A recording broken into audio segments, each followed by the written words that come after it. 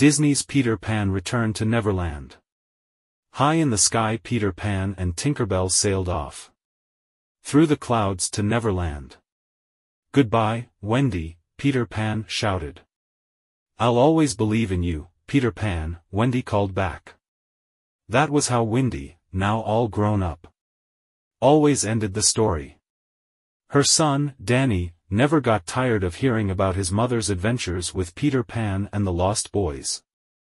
But Wendy's daughter, Jane, didn't have time for childish things. There was a war going on, and Jane had promised her father that she would take care of the family while he was away.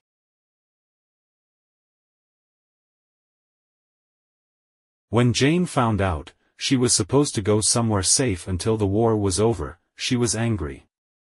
"I'm not going," she argued. "We'll be together again," Wendy told her. "You must have faith." "Faith, trust, pixie dust. Mother, these are just words from your stories."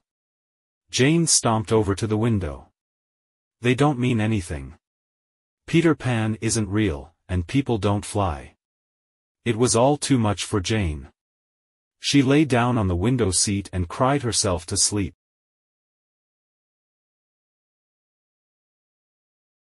A noise woke Jane in the middle of the night. She gasped. Standing over her was, could it be, Captain Hook?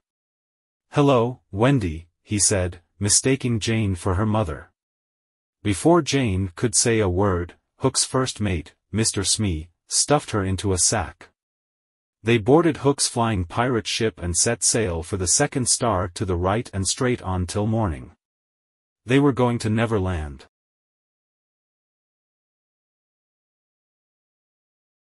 When the boat anchored, Jane peeked out of the sack and watched the pirates.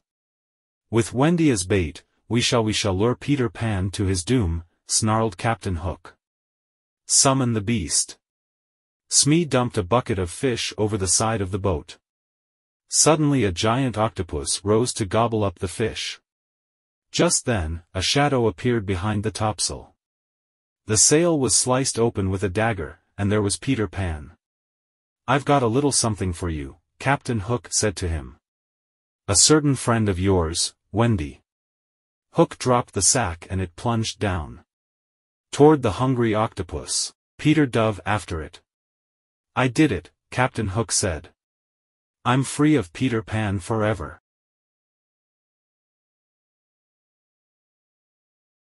Suddenly, to Hook's horror, Peter Pan soared over the pirate ship with the sack in his arms. He had saved Jane. Peter flew to a nearby rock and freed Jane from the sack. "You're sure not Wendy," he said. Jane gasped. Peter Pan and Tinker Bell were floating right before her eyes. "Oh, I get it," she said. "I'm dreaming. You're not real." Then Jane explained that she was Wendy's daughter. Peter could hardly believe it.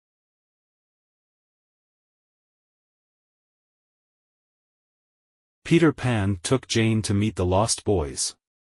"Boys, this is Jane," said Peter. "She's gonna stay here and be our new mother and tell us stories."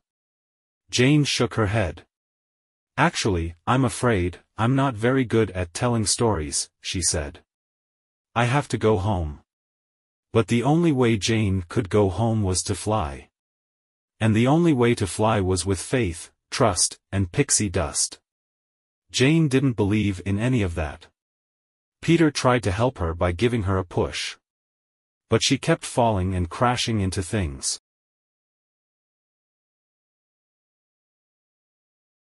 Jane soon became frustrated by the Lost Boys' silly games and stormed off. Tinker Bell followed her and pulled her hair. "Leave me alone," Jane cried. "I don't believe in any of this, and I especially don't believe in fairies." Suddenly Tinker Bell's light began to fade. If Jane didn't believe in fairies, Tinker Bell's light would go out forever. Meanwhile, Captain Hook had a truly evil plan. He found Jane and lied to her, telling her he wished he could take them both home on his flying ship. "But Peter stole my treasure and my men would mutiny, if I so much as tried to leave without it," Hook said, pretending to cry. He promised Jane a ride home if she helped him. Hook also promised not to hurt Peter Pan. Then he gave Jane a whistle to blow when she found the treasure.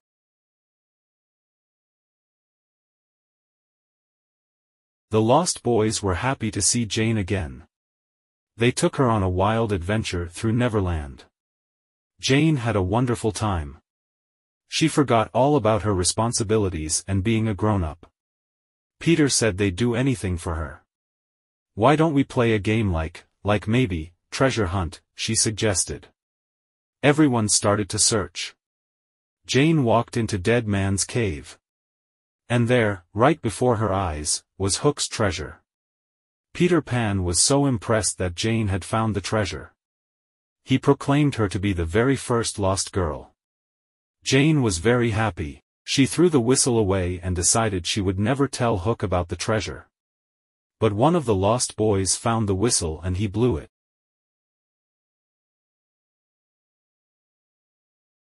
In an instant, Captain Hook and his pirates appeared. They captured Peter Pan and the Lost Boys and chained them up. "Stop it, please," Jane shouted. Jane tried to explain to Peter that Captain Hook had tricked her. But Peter would not listen. "You lied to me, and because you don't believe in fairies, Tink's light is going out," he cried.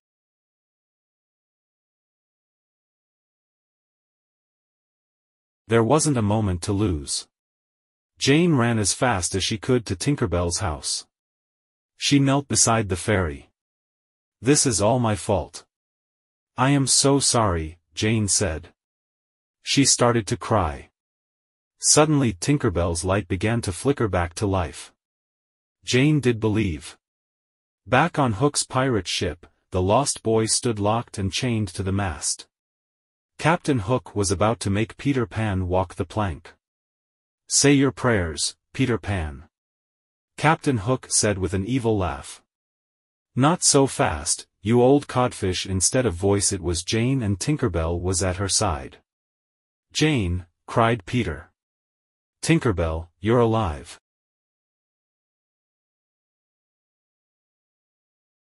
Jane snatched a dagger from a pirate and the key from Hook. And freed Peter Pan and the Lost Boys. Armed with slingshots, the Lost Boys began shooting jewels from Hook's treasure overboard. Diamonds, rubies and emeralds splashed into the sea. "Give me that," the pirate shouted, jumping into the water after the jewels. Hook thought he had Jane trapped on top of the mast. "Give up, girl," the villain snarled. "Never," cried Jane. And thanks to a little faith, trust and pixie dust, she flew out of Hook's grasp. All the pirates and their captain ended up bobbing in the ocean with the hungry octopus. The Lost Boys and girl had defeated Captain Hook.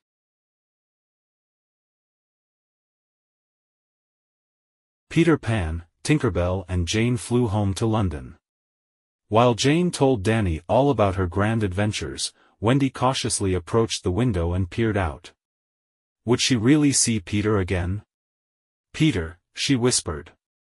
And there he was. "You've changed," said Peter.